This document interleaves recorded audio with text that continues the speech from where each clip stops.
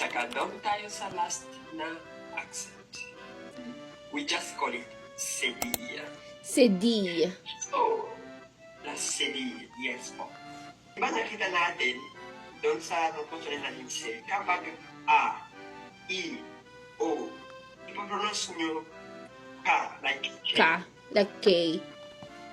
Yes, pero if may sedilla, o sedilla, let's say sedilla, yung sound magiging always se.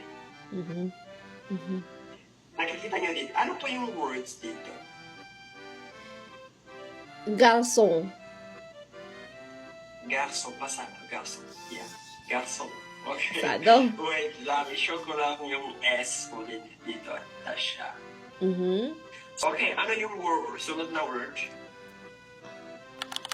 Facade. Tama ba? Fasad.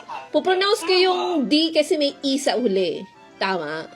I-pronounce nyo yung D pa rin, pero yung E, para ano siya, hindi nyo po mai-pronounce. Parang yung D lang. D lang. Yung E, parang yes. Pero sasabihin nyo talaga, fasad. Facade. Yes, fasad. Which is like fasad. Actually, in English.